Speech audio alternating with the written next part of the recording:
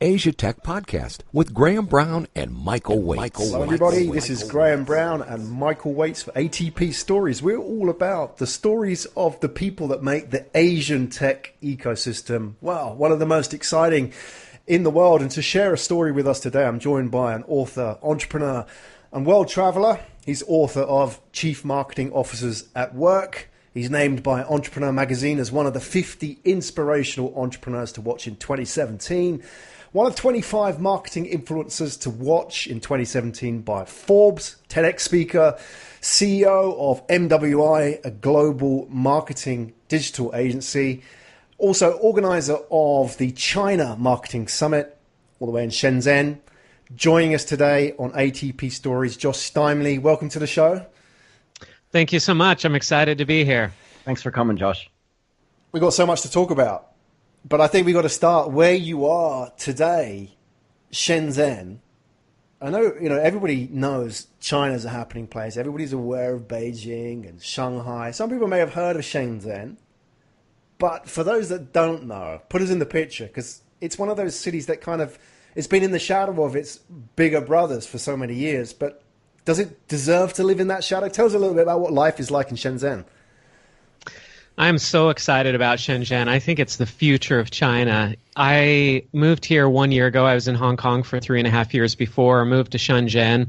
And I actually moved here because I saw a documentary from Wired Magazine about Shenzhen, and I was watching this and watching about all the startup activity going on here, and I just thought, man, that's where I need to go. My wife and I were looking to move to maybe Singapore.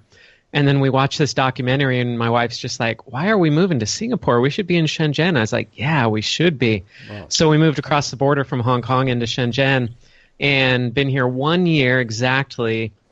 And it's an amazing place. There's so many tech companies, so many startups coming out.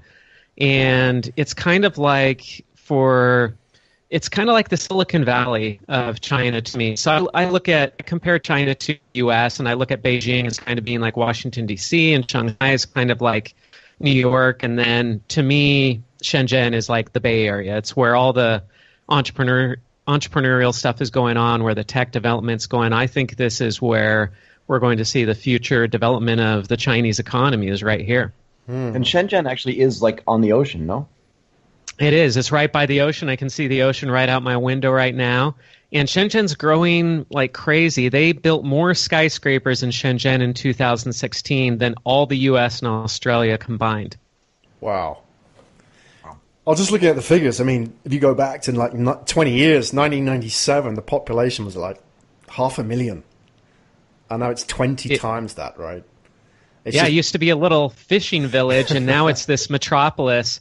I just had some family come into town today, and I was showing them the view. We were looking out a window at Shenzhen, and I'm pointing over to all these huge buildings, and they're like, "Oh, so is that the downtown area? Is that the central area?" I'm not. No, we're out on the outskirts right here.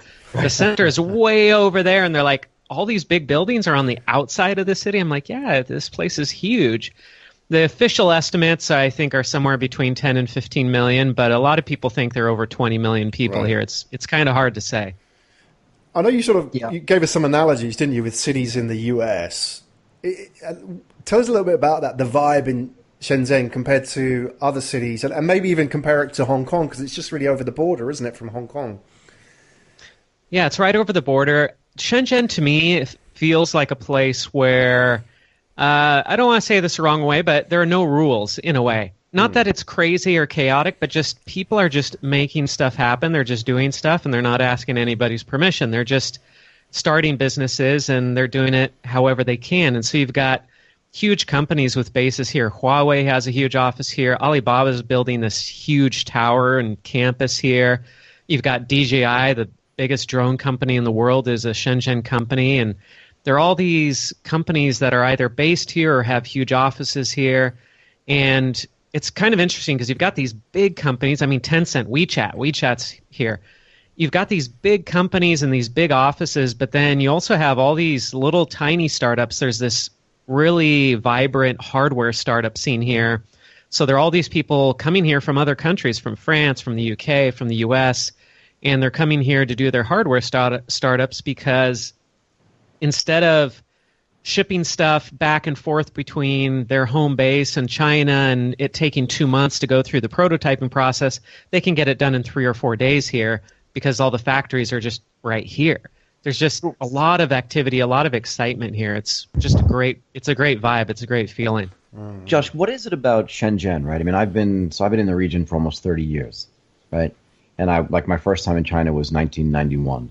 And I've never been to Shenzhen, but what is it about? Is it just the geographical location, the proximity to Hong Kong? Like, what is it that's taken it from 500,000 people to 20 to 25 million people? I mean, I know manufacturing's there. I get that, but why was it there? Was it the highway that went there? What's your view?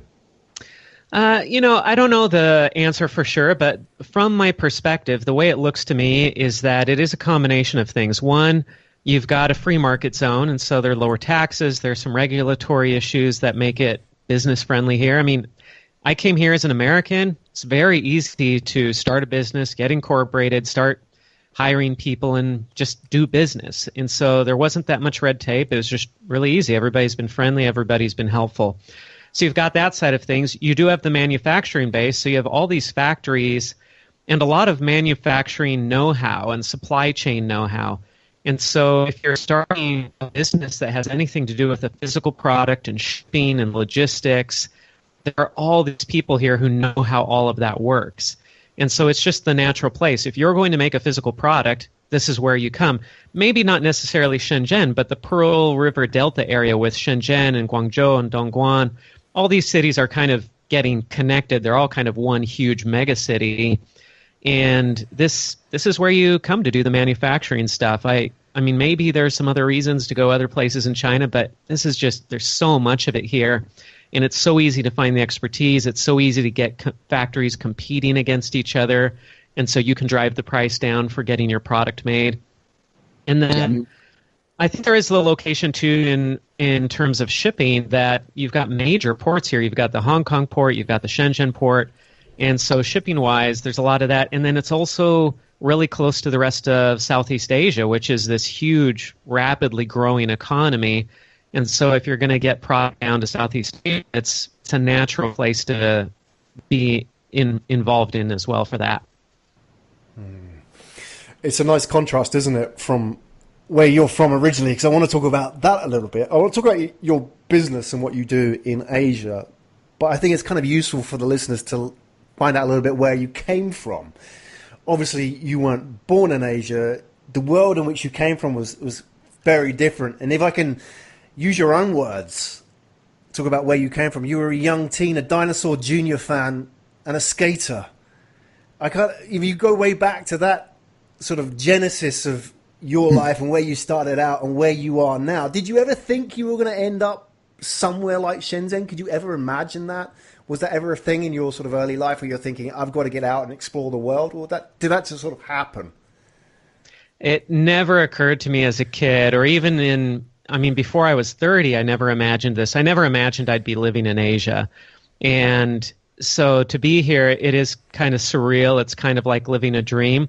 The funny thing, though, is I grew up in Los Angeles, and the place I grew up in Los Angeles became very Asian while I was growing up there. When I was a little kid, it was very much Caucasian white people where I grew up. And then a lot of people started moving in from Taiwan, and then people from mainland China started moving in. So by the time I was a teenager, 17, 18 years old, my city that I grew up in was about 60, 70% Asian. Wow. So the funny thing is that now, coming to China, it actually is kind of like going back home. When I go home, all the stores have Chinese signs on them. Everybody's Chinese. Everybody speaks Chinese. So I go home, and it's like, I haven't really left China. I'm just in the same place, but it's in the U.S. It's kind of like a little China there. So it's kind of funny to be here in a way and feel like, wow, now I know where all these people are coming from that have been buying up all the houses where I live, my hometown. Wow. Yeah, but you're comfortable with that as well. That's the key, isn't it? Because some people don't like that kind of change. I mean, just going back to that conversation you said with your wife when you were looking around and you looked at Singapore and then you saw Shenzhen.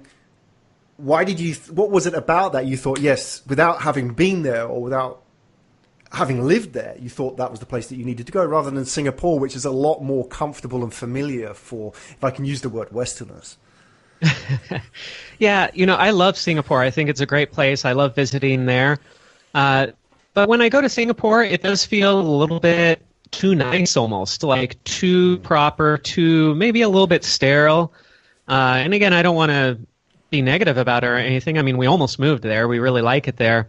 But Shenzhen, the entrepreneurial side of it, the startup side of it, just the growth, and kind of the grittiness of that. And it's just, that's exciting to me. It's exciting for me to be around startups, even though I started my business in 1999. So we're not a startup by any stretch, but I still like to run my business like a startup. I still like to think of myself as in the trenches entrepreneur, and I like to be around other entrepreneurs, and I like to be around a lot of high growth, exciting, new, cutting edge companies. Right. And that's part of what I love about being here in Shenzhen.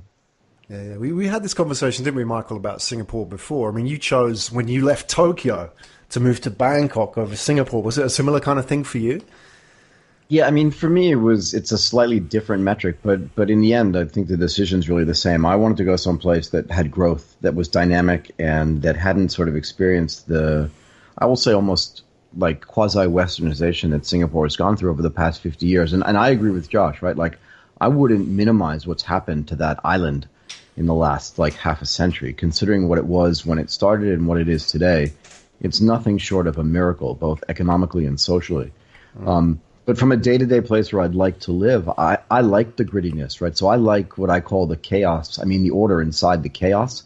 And I have to believe that in Shenzhen, there's a feeling of insane energy. And if you're dealing with startups, and this is the thing that's really interesting to me, Josh, maybe you can talk about this a little bit too, but this whole concept of being in a place where there's so much energy and so much opportunity and possibility, and then to have the startup community there, you just must wake up every day and feel like excessive enthusiasm.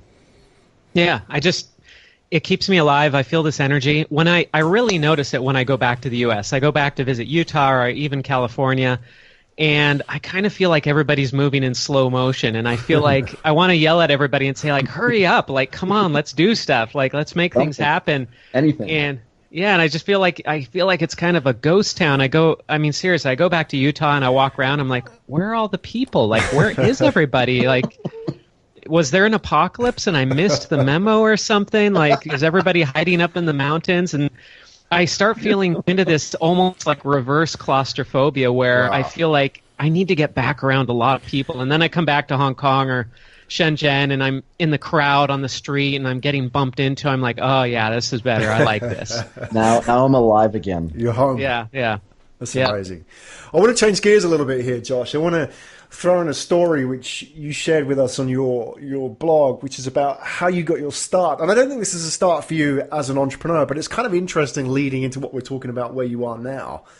And I know Michael will like this as a financial guy who worked in investment banking for so many years. But Josh, you tell a story about your first brush with earning money when you were 4 or 5 years old, right? And you said, I can't believe this, your dad, I don't know what his motivation was, but he gave you a 3-column financial ledger and sat you down with that and told you to use it. And that was sort of your first start. I mean, for a 4 or 5-year-old kid, what was your reaction? And how do you think that sort of set you on a course? Well, when you're a kid, everything that your parents do is just normal, right? Yeah. So, my dad gets me down when I'm 4 years old or 5 years old, and he gives me this 3-column financial ledger and says, hey, here's one column, that's your money coming in. Here's your other column, that's your money going out. And here's your balance, that's what's left over. And I thought, okay. And he said, every penny you get, you track in here. And I thought, okay. And that just seemed normal. So that's just what I grew up with, is that you track every single penny and you know where every single penny goes. And so, that was a good lesson in just financial management, at least tracking it. Now, the funny thing is I'm not conservative by any stretch. I'm a very I love risk. I love going beyond the boundaries, and I love stretching things, and but I track all the money. I make sure that it all gets tracked. I keep track of things to the penny, but then I'm still very risky with it. So it's probably a good thing that my dad trained me, so at least I keep track of what I'm doing with the risks that I'm taking. Yeah. And it's probably a smart move on your dad's behalf, because he probably saved about, what, 50, 60,000 bucks on an MBA just from that one lesson, right? Sitting you down with that. So well done, Dad. Yeah, yeah. Do you feel, I mean, where you are now, I mean, you're in Asia, and I want to talk a little bit about that whole idea of, you know, that sort of street smart entrepreneurialism that you kind of grew up with. I know there's a few other stories which maybe we can sort of explore a little bit about being a skater and trying to get skate stuff, so you end up going into business yourself and you and your friends and so on. But you became an entrepreneur probably without thinking, yeah, I'm going to become an entrepreneur. But it was kind of that street smart entrepreneur who sort of learned because they had a need or wanted to fix a problem, or, you know, sort of learn money through sort of the very basic principles like your dad taught you. And where you are now in Asia, where that's sort of all around you, isn't it? Do you see some sort of parallels there? And then, you know, you, on the other hand, you've got this world where people, yeah, maybe they do the MBA thing and they go into the big organizations and they sort of, you know, that's how they learn entrepreneurialism. But it's very, very different to what you're experiencing now. Yeah, learning entrepreneurship on the streets is, I think, ultimately the only way that you learn entrepreneurship. If you learn it in a classroom or you're in a corporation and the corporation says, hey, let's go start a side business or something like that, like, you can call that entrepreneurship. I mean, that's fine. But it's different than going out and starting your own business from scratch. It's different from the hustle that you experience on the streets, so to speak, doing something, using your own money out of your own bank account, financing things on credit cards. That's a whole different ballgame, and it creates a different mentality. You can tell when you talk to somebody who's been through that kind of entrepreneurship and you start trading stories, then there's this instant connection where you say, okay, yeah, like we understand each other because we've been through those experiences. We know what it means to not be able to make payroll. We know what it means when you say how relieved you are when you use your credit card and it actually works and it doesn't get declined. Like, some of us have been through that stuff and others haven't. And when you've been through it, you talk to somebody and you're like, oh, yeah, we've been there. Like, we get that. And you learn a lot of lessons from that the street. I have a master's degree. I love school. I love going to school. I love education. But I've learned so much more from just experiences in the trenches, in the weeds, so to speak. Yeah. Look, even Elon Musk came out recently, right? And he's if nobody else, he's the poster boy for, you know, being a startup guru or just like taking risk and all those other things. And it just seems like it comes so naturally to him. But, you know, frankly, if you sit in a room with a bunch of entrepreneurs, what you'll find is a lot of superhuman emotions around fear. And fear of failure, but also depression and things that are really hard to handle. Like you said, it's really kind of strange when you walk into a store and you're afraid to take your credit card out because you don't know if it's going to clear. And then once you finally establish yourself and start making a regular income, remember what you've created out of zero, right? From nothing. This is the key, and it actually works. It's a pretty high feeling, I think, no? Oh yeah. And then sometimes you feel guilty about it. See, I have a thing where I get money in and I'm like, well, I got to reinvest this. I got to put this back into the business. Got to keep building it. It's hard for me to take money out of my businesses. And so my partner and I actually have an agreement that we get paid the same amount. And the reason we do this is that my partner is a little bit better at paying himself than I am.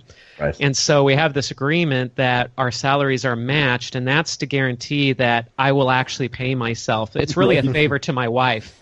To say, hey, I'm going to match my salary to my partner's, and my wife's like, oh, thank goodness, because before I brought on this partner, it was just like, oh, yeah, we can't pay ourselves this month because I'm investing it in this other thing over here, and my wife's like, oh, good heavens, and you don't mind if I eat this month, right? Yeah, right.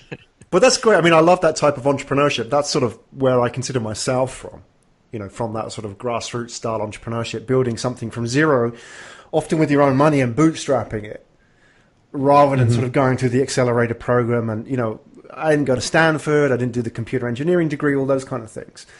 But I think, you know, where I look at myself, and one of the reasons I love, especially going to some of these high growth cities in Asia, and I'd exclude Tokyo from that because it's got real comfortable, but you go anywhere else in Asia, there's not, I wouldn't say it's a sense of entitlement, but I think people aren't comfortable, and that sense of they're not comfortable yet means that they still have that kind of cutting edge entrepreneurialism, isn't it? That they don't feel that, you know, everything's done and they can put their feet up. They have to keep working. They have to keep pushing because, you know, like you said, like with yourself, Josh, it's like you still have that sort of mindset that you know, have to push yourself to pay yourself, right? And I think you see that a lot in Asia, don't you? I mean, I'm wondering, you know, people coming from outside of Asia, whether they kind of get that or whether that's something unique to Asia. I'm just curious about both of your experiences on that. Yeah, I'm not sure, but I know for myself, I'm uncomfortable getting comfortable, or I'm uncomfortable with the idea of being comfortable. That's probably my number one fear, is to get comfortable, because if I get comfortable, then I stop. I stop progressing. I stop moving forward. I stop doing stuff. For me, the nightmare would be like being stranded on a desert island or something and just not being able to do anything, not having access to do anything. I mean, I guess I would start building something on the desert island and start trying to create stuff on the island. But the idea of being held back, but really it's worse when I think of myself being comfortable with it. Like accepting that, hey, I've made it, I've made my money, and now I'm just going to enjoy it. Like, to me, that makes me shiver. It just makes me feel like, oh, I hope I never get to that point. Because for me, life is about excitement and waking up and saying, oh, I can't wait for the day to begin. I can't wait for Monday so that I can get back to work and start doing things and building something and creating things. To me, that's what's exciting about life. That's what gets me excited about entrepreneurship. And I think in China, we're still in the stage where people are not comfortable, because there are a lot of people in China who remember what it was like to go hungry, to not have enough food to eat. And so they are not comfortable, even if they're making money. I mean, some of these people have gotten very wealthy over the past few years, but they're still not comfortable because they look at it as, hey, this could be taken away at any moment. I mean, who knows? I could get robbed by my partner. The government might come in and take it all away. I mean, who knows what's going to happen? And so I don't think these people are comfortable yet. Maybe the next generation will get comfortable and get lazy or something, but it seems like the current generation is definitely not comfortable, and I hope they pass that on to their kids to not get comfortable as well. Yeah, it's one of the hardest things to do, right? I mean, it sounds to me like the Depression-era mentality we had in the United States, right? You come out of the end of World War II and people start getting rich, and yet they were so poor or they struggled for so long that there was not all this excessive consumption after the war, right? Even though people were getting wealthy. And then you moved into the 70s and 80s, more of the 80s, right? And it was just like the next generation just said, oh my. And now we talk about conspicuous consumption. I think, though, in China and in the rest of Southeast Asia, there's so much generational work to do to take people out of, I don't want to say poverty, but just the opportunities are so huge that if you just wake up every day, like you said, and just get something done, the excitement is already there. And I don't think it's going to go away in the next generation either. So I tend to agree with you. But Michael, you've spent time here in Tokyo as well. And I wonder if that as a case study, you know, if you look at Tokyo and Japan generally, it had the Depression era mentality, got very rich, 80s bubble, and then this whole sort of generation that came in afterwards. I mean, young people in Japan today, with all due respect, just aren't willing to take the kind of risks that Josh has taken with his life, right? You know, and that's kind of wonder. We talk about startups. Where are the startups in Japan, right? We've got the big corporate startup schemes and all that. There's none of that grassroots stuff, right? There isn't, and I think the reason, and maybe Josh can talk about this in China, but in Japan, there's this whole concept of personal failure, right? Yeah, I was going to say, so if you've raised money in Japan and you fail, like you could go until you die, like paying that money back, even if you don't theoretically owe it to anybody contractually. So you have to sort of culturally change that idea of failure and the acceptability of failure. In China, you know, again, because people are coming out of what was essentially a massively state-controlled existence, this concept of the freedom to do something is so exciting, right? I mean, I've said actually for the past 5 or 6 years that there's been no better generation to be, and I live in Thailand, so I'll say Thai, again, because free flow of information for the most part, freedom to do whatever you want, police states are essentially over, within the region, except of course for North Korea, Myanmar, the last one kind of to fall, and every single young person in these cities is just thinking, okay, I could go work for Coca-Cola or Toyota, and that's going to make my mom and dad really happy, but never mind. I may never have this opportunity again. You're right. Once you see like a generation of people get stuff taken away, kind of at will, you're willing to go out and take a risk because you figure I may never have this opportunity again. And that's a really powerful incentive to try to create something, I think. Josh, I want to turn this over a little bit to the marketing side of things as well, because maybe in a way we're also dealing with different worlds here. Something that you wrote a while back. You wrote an article which caught my attention, which is about influence for executives. And I think about this in terms of CMOs and so on. And you talked about putting your email address everywhere. And you encouraged CMOs. I mean, these are C-level executives, right? To go and put their email addresses out there. And I think that sort of would have got a bit of pushback. People would have thought, well, I'm just going to get spam. That's not what I do. I didn't become a CMO to put my email address out there, blah, blah, blah, that kind of stuff. There's that similar kind of generational difference, isn't it, that we've just talked about here with entrepreneurialism and risk and so on. How was the kind of response to that when you put that article out there, and what kind of people really got it? Yeah, so, I mean, the whole idea there is you have more power if you're more accessible, and you can influence more people if you're more accessible, and if you hide your email address, then you make yourself less accessible. If you put your email address out there, then it's more accessible, but of course then everybody's like, oh, but if I put it out there, I'm going to get spammed, it's going to get scraped, it's going to go in all these databases, and I'm going to have this nightmare. And my response is, you know what, I've put my email address out there for 15 years, everywhere, and I don't have a spam problem. Gmail takes care of my spam problem, so it's not a big deal. But I'm very accessible. It's very easy for people to reach out and find me and contact me, and because of that, I'm exposed to opportunities. And I think most people get why I do it. I think a lot of people are still afraid to do it themselves because they just say, oh, man, but they just think that they're going to get just this mountain of spam and it's going to be a nonstop nightmare. But, hey, I've been doing this for 15 years, and no, it's not a problem. But Josh, you make a great point, actually, and I've never been able to put it into words, but I love what you just said. Like, your accessibility is your access to power. It gives you power because there are so many people that have sort of theoretical power, but because they don't interact with enough people, they don't get to exercise it in a way that has impact. Really interesting concept, actually. Yeah. I like it. Let's just talk about that, because you've put your email address out there, Josh, and published. I mean, how many blog posts have you published? I mean, I'm just looking at the number. I'm just going through the list here, but in terms of interviews, and I was just going through your press page, and I advise anybody who wants to sort of look at what the outset of doing what Josh is, telling people to do, what the results are out there. Look at Josh's own press page. I mean, there's just hundreds of interviews, and how many blog posts have you written? Over 1,000? Yeah, let's see. Before I started writing for Forbes and all these publications, I had written somewhere around 1,000 posts on my own blog, just my personal blog. And then I got signed up to write for Forbes about 4 or 5 years ago, and then that expanded into writing for Mashable and TechCrunch and a bunch of other publications. And I've written about 300 articles for like top-tier publications. And so, yeah, I've written quite a bit, and I put my email address in a lot of those articles too. Right. But you don't get any spam. I'm just curious as well, because where you are, I mean, in Asia, I don't know, maybe sort of I need to be brought up to speed, but my sort of impression of a lot of Asian companies is that they're still very hierarchical. So, if you were to go and tell people, especially a CMO, put your email address out there, I mean, of all the places in the world, I'm just assuming, I'm coming in blind here, I would have thought this would be the hardest place to get a response on that.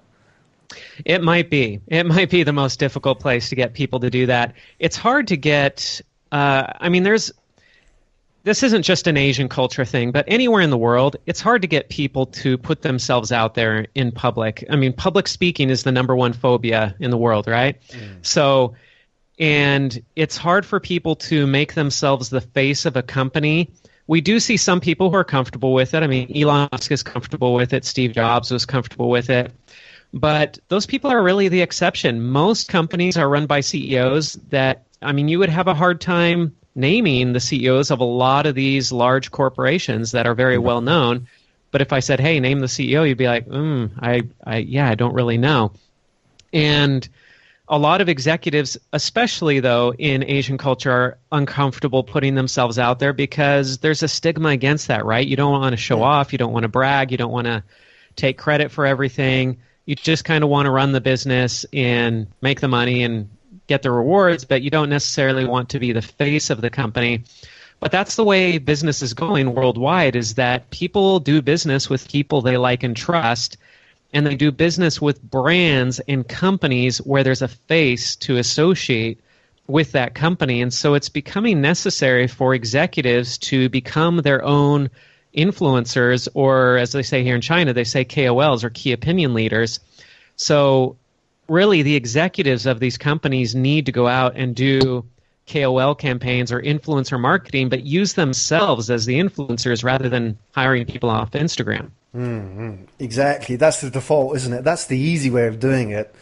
I mean, we see people like Jack Ma as an example. I mean, he sort of does this very naturally, right? But for every Jack Ma, he's got no problem doing it. He's out there, and that's the way all executives should be. I mean, not crazy like Jack Ma necessarily, but they should be out there. They should be the face of their company. Right. But wasn't he, before he was doing that, wasn't he an English teacher before? I'm just curious. I mean, he didn't sort of come from that traditional business background. I don't know his full story, but wasn't he teaching English somewhere and then communicating or doing a non-traditional business startup environment and so on? I don't know, maybe you know more about it than I, but it just goes to show what kind of man he is in terms of his background, right? Yeah, Jack Ma seems to be my type of guy. I mean, he's got definitely the non-traditional Asian entrepreneurial route. It's more of a Silicon Valley type story where it was a bunch of guys that he got together in an apartment and said, hey, let's start this business. We're going to sell stuff online. And this big group of guys and gals got together and they started this business. But it was very much one of those, hey, let's just do this. We can do this. There's no reason we can't do it type of stories, as opposed to a corporation going and starting a company or something. It was what we think of in the West as the traditional entrepreneurial story, but that's very rare still here in Asia, and especially back when Alibaba was getting started, it was practically unheard of, I think. Exactly. But I'm just curious as well, something you mentioned about that, the key opinion leaders type approach, where a lot of people will think it's the done thing based on sort of the old school model of just go out and get people on Instagram and get them to retweet your stuff or whatever. That's sort of commonly practiced, isn't it? I mean, that's sort of how things are done when it comes to influence. But what you're teaching is something that's a little bit different. Well, very different in the sense that you're teaching people to be accessible and vulnerable, which I think is not in the toolbox of a lot of senior executives, is it? No, they really struggle with it, especially the vulnerable part, because in their minds, you put on a show of knowing everything, being able to do anything, being powerful, having no weakness. That's what you want to show the world, and they think that that inspires confidence with consumers. And that's the way it used to be, but that's not the world that we live in anymore. What consumers know is that nobody's perfect, everybody's got problems. And if you're telling me that you've got no problems and you know everything that's going on, I know you're lying. And so if you present that facade of invulnerability to people, then you actually lose trust, because people know that you're not perfect. But when you open up and you say, hey, I made this mistake, or here's some challenges I've experienced, or here's when I did this thing wrong and here's what I learned from it, or here's what I'm doing wrong right now and I'm trying to fix it right now, and you really make yourself vulnerable, then people actually trust you and they'll forgive you when you do make mistakes, because they'll say, hey, I like this guy, he's vulnerable, I feel like I can trust him, I'm willing to work with him and stick with him because he's opened up to me. And that's tough for a lot of executives to make that transition. Mm-hmm. Exactly. Yeah, I mean, I was going to say, the more you humanize yourself, the more people can identify with you. And I think it goes a long way to being able to influence people if they feel like you're similar to them. No? Yeah, exactly. I mean, think about it, even with a company like Huawei, where I'm buying a phone from them. If I buy a phone from Huawei and I don't know who the CEO is, I mean, I really do not know who the CEO is, even though I'm here in China and Huawei's this big company and I can see one of their buildings out my window, but I don't know who the CEO of Huawei is. And so when something goes wrong with my phone, my Huawei phone, I'm willing to go online and I might rip that product apart and criticize Huawei up and down and say all sorts of negative stuff online. And that can really hurt Huawei in a financial way. But if I knew who the CEO was and I felt like, oh, this guy's really cool and I've got this great kind of relationship with him, like think about Richard Branson with the Virgin companies. Richard Branson is this guy who's out there and he seems really likable and he seems really friendly and he seems like a guy that you would like to hang out with. If I experience a problem with a product that comes from one of Richard Branson's companies, I'm less likely to be negative online or leave a negative review because I like Richard Branson and these are his companies. Whereas with Huawei, if it's a faceless company, I don't feel anything wrong about being critical because I'm not being critical of a person. I'm just being critical of this faceless entity that has no personality. Right. So this is one way that when an executive is an influencer, it really does impact the bottom line because it leads to better goodwill, it leads to a better brand, it leads to better PR, all these things that really do impact business in a very financial way. It's setting the bar quite high, though, if people have to sort of look at Richard Branson and say, well, you've got to be more like him, right? I mean, but there must be small steps that people can take. I mean, somebody's got to tweet us and let us know who the CEO of Huawei is because, you know, get this guy on the show, see if we can find out a little bit more about him, at least get his name out there. But, you know, people like that, what are the small steps that they can take? Because I'm sure they're surrounded by people and they're thinking, wow, you know, I can't be vulnerable because I've got shareholders, right? Or I have vested interests and I want to say something's wrong because, you know, that may backfire on me. Yeah. Where do you start? Well, I mean, it can be as easy as, I mean, here in China, it wouldn't be Twitter, it'd be WeChat or Weibo, right? Or Miaopai, which is one of the new live video apps that's really hot right now. But there are all these apps that make it really easy for the executives to go out and publish what they're doing. And if they just document what they're doing a little bit, saying, hey, I'm going to this meeting today and we're talking about such and such in this meeting. If they can just document a little bit of what they're doing, then that goes a long way towards humanizing them because it shows like, hey, I'm a CEO and I have a normal day and I'm getting up here and I'm going to work and I'm struggling with this challenge. And if they can just do a little bit of documentation, that goes a long way. There's also just blogging that they can do online. They can go on LinkedIn and anybody can write a post. And if the CEO said, hey, I'm going to spend 5 minutes, I mean, they can spend 5 minutes a day, and I'm going to write a really short LinkedIn post and it's just going to be about my day or something that I'm thinking about or something I'm dealing with. And they can post a little thing. People will follow that and they'll take interest in it. And then when something happens that's newsworthy about that company, then the press goes and they look through all those posts that have been made on LinkedIn and they can find positive things there. If the CEO is not putting himself or herself out there and being public about what they're doing, then when something happens in the news, then the press latches on to what's negative because they can't find any of this history of the positive stuff that the executives should have been putting out. Right. There's no other side of the story to balance it out. Yeah. Yeah. I mean, it's as easy as just jumping on any of these apps, though. I mean, again, China's different, right? But if we were in the West, we'd say, you know, Snapchat, Instagram stories, Facebook Live, just posting on Facebook, LinkedIn. I mean, there are all these places that an executive can go online, post about his or her day, document a little bit about what they're going through, share stories, share business stories, challenges. And the more you do it, the more you see opportunities to do it. So it might be hard at first, but once you start doing it, you start just seeing these ideas everywhere, and then you can't stop. You say, oh, man, I want to write about this right now, and I want to talk about this. And then you start getting questions from people responding and saying, hey, I read your post on such and such. Well, what about this? And then the executive can just respond to that question. There's a new post. So how far do you go with that? Does this guy need to be posting pictures of what he ate for lunch or strictly business? I mean, what's the sort of fine line here? Well, you know, the whole posting photos of your food and everything. I mean, there's a governor of Wisconsin in the United States. He's posting what he eats every day, and it's kind of funny.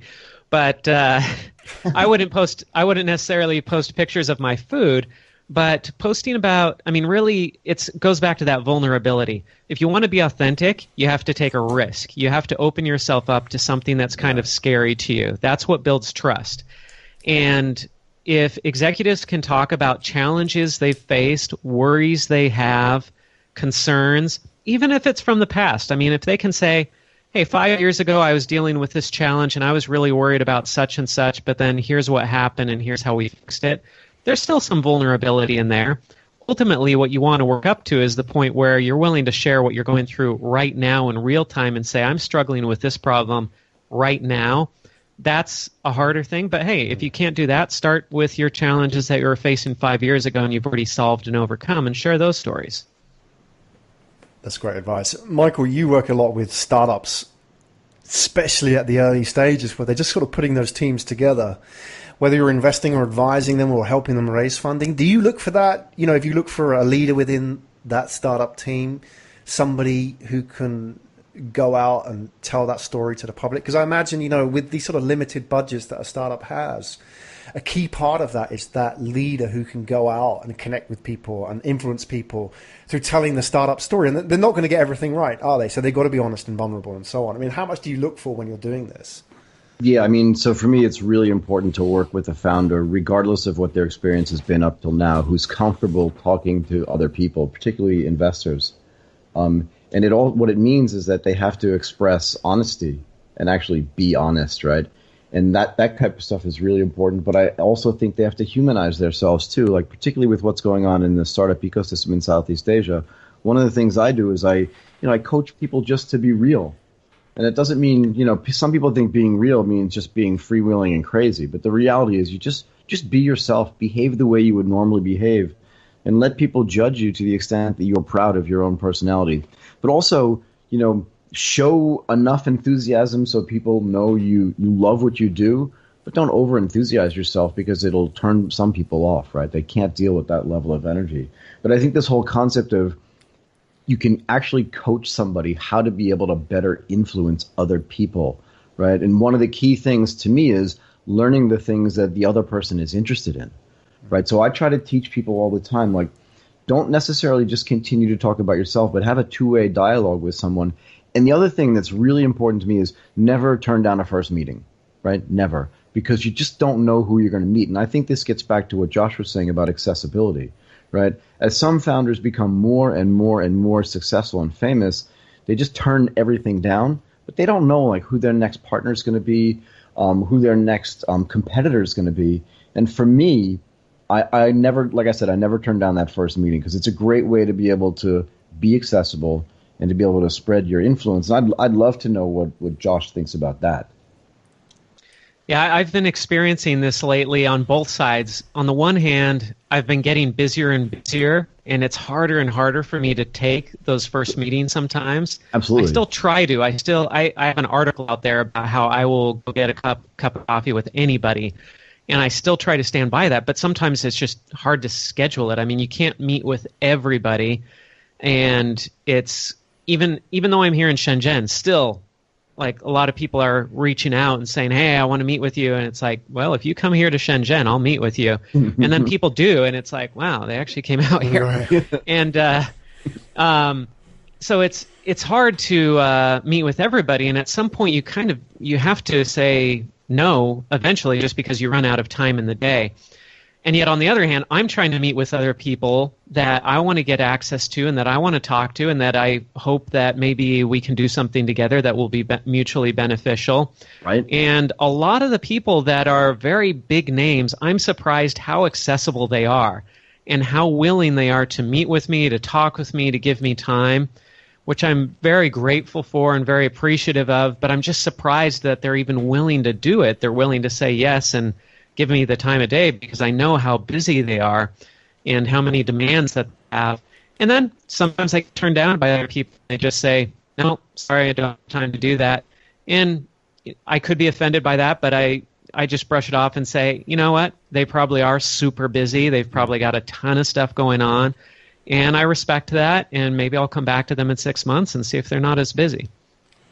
So how do you get access to those traditionally inaccessible people? What is it with your approach when you approach these influencers or people who are super successful? Is it in what you say? Is it because of who you are? Or is there anything that you can share with us and the listeners that they could take away in terms of tweaking their approach to get hold of these inaccessible people? Yeah, there's a great book out there called Influence by Robert Cialdini, and he's also got a new book out called Persuasion, which is the sequel 20 years in the making to Influence. And he goes through a lot of the science of influence and how to impact people. And some of the tips that I've gotten from that book are that a lot of these things I'd already been kind of doing in my own life, but then I read the book and I said, oh, this is why I was drawn to do this, is because of this psychological factor or something. But there are things like they've done studies showing that if you can identify something that's similar or a shared experience or something that's the same about you and the person that you're reaching out to, that person is more likely to trust you. And it can be as simple as something like, oh, hey, I noticed that we were born the same year. What does that have to do with anything, right? I mean, I guess you could say, hey, we're the same age, maybe we have some shared experiences that way or something, but really, whether you were born the same year or not, that doesn't mean you're going to be a good business partner. That doesn't mean you're a good person to meet with. I mean, there's so many other factors that go into whether you should trust somebody other than if they just happen to be born the same year as you were. But studies show that if you mention something like that and say, hey, we were born the same year, that person automatically trusts you more than somebody who doesn't bring anything up like that. So when I'm reaching out to people, I always look for something that I have in common with that person, and I try to find something that we really have in common. And so, for example, I'm putting on another event right now under my side hustle, which is called Influencer Inc. It's an organization to help people become influencers and thought leaders. And I'm organizing an event, and I have to reach out to 50 people and get them to participate as presenters in this event. And, of course, I want to reach out to people who are famous and influential, and these are the busy people. So I reached out to one guy, and I said, hey, I bought your book. I'm reading your book. I'm loving it. I'd love you to speak at this event. And so my connection there was, I'm reading your book. What I didn't say was that I just bought your book about a half hour ago, and the reason I bought your book is because I wanted to reach out to you and I wanted to have something I could say. And so I bought your book, and I really am reading it and I really am interested in it. But it wasn't that I happened upon your book and I loved it so much, and that's why I'm calling you. It was more, I already know who you are. I know I want to get you in here, and I'm going to read the book. But also I'm going to buy the book so that I can drop that I am reading your book and that you know that I'm kind of serious about this. Well, as I got into the book, after I made the initial invitation, which thankfully he accepted, but if I actually had read the book before I invited him, I mean the whole book, then what I would have found out was that he has a history of multiple sclerosis in his family. Well, my wife has MS. My wife's sisters have MS. She has aunts with MS. It's a very big deal in my family as well. That's a much stronger connection. If I could have led with that in my introduction, saying, hey, Dave, I'm reading your book. I'm loving it. By the way, you talked about supporting MS Society, and that's something that I've gone through in my family as well. And I'm curious, have you read this book on overcoming multiple sclerosis? My wife really loves this book, and if you haven't heard about it, maybe you'd love reading it too. Oh, and by the way, I'm putting on the event and da-da-da-da. Now, I could do that in just a manipulative way. I'm just doing this to try to get what I want out of Dave. Or I can do this in a sincere way because I care about Dave, and hey, I really care about MS, and I think he really would be interested in it. But also it's just a great way to break the ice and make conversation comfortable. And so you can use these tools of influence to do bad things. You can use these tools of influence to do good things. I think Dave wants to speak at my event. If I can talk to him about my event and he finds out about it, it's something that he wants to do. So I'm going to use these tools to try to give myself a chance to share this good thing with Dave that I think he wants to hear about. And using those tools of influence like common interests can help break through barriers and get access to people that you might not otherwise be able to get through to if you just sent them some sort of standard template pitch. For sure. That is great advice, isn't it? And it just goes to show as well that you can't, in a way, you can't really outsource this stuff, is it? You've got to go and do the research yourself and read about these people and find out what that connection is with you, right? You have to do it personally. And that's why in a way, you can't really scale it. It has to be a quality thing. It has to be a targeted thing, right? If you want to do it properly. Yeah, it's tough. I mean, I have virtual assistants, and I wish I could outsource all of this to them. And I do outsource parts of it. Like I'll go send them out and I'll say, hey, I want you to go through this article of 50 top social media influencers, and I want you to put all their names in a spreadsheet and get all their social media profiles and try to find their email addresses. I'll outsource that part. But yeah, when it actually comes to composing that email, writing the email, customizing the email, I do that myself. I do that outreach myself because, yeah, I could outsource it, but the results wouldn't be very good. No, exactly. Is it? Well, it's not real then, is it? I mean, that's what people will detect, whether or not it's real and heartfelt, as you said, whether you care about that person, right? Yeah, I mean, we all get emails every day that we get, and we can look at it, and in half of a second, you can tell if an email was written just to you or if it was sent to 5,000 other people. We can all detect. We've all got amazing spam filters in our brains. We can detect this stuff, and especially these influencers who get a lot of requests for all sorts of stuff, they've trained their brains to spot people who are not customizing the pitch, especially for them. And so I know that I have to put certain key things in there to tell them, hey, I am reaching out to you and only you, and I'm not blasting this email out to a bunch of other people at the same time. Oh, yeah, no shortcuts. Hey, Josh, before we round up and give the listeners links so they can go and find out a bit more about you, Shenzhen sounds like a great place. Michael, we need to get ourselves out there, I think, as a part of our tour, whether it's this round of the tour of Asia. But what do you think about getting out to Shenzhen at some point and going and see the startup scene there? We can go and have a coffee with Josh if he's not too busy. I think it's actually really important for us to go there, and I think this is one of the great things about talking to people that live in those locations, and that is you learn so much, but you'll learn a lot more by actually being there for a while and just trying to figure out who the influencers are, who the stakeholders are, and actually what the vibe is like there. We don't know, and it's hard to tell, but it's great to talk to somebody who has lived there for a year and can actually compare it to another place that he's lived in the region. We can better understand the differences. We've got to get there, though. We've got to get up there. Exactly. Yep, you got to come. Exactly. It's on our list. Yeah, the first cup of coffee's on me. All right. All right, Josh, there's so much going on in your world. Projects, side projects. Where do we find out more about you? My personal website has links to everywhere else, and that is joshsteimle.com. Steimle spelled S-T-E-I-M as in Mary, L-E. That's where it is. That's the jumping off point. Go and check it out. Go and check out his press page as well, because, as I said before, if you want evidence of what the benefit is getting out there and making yourself accessible, it's there.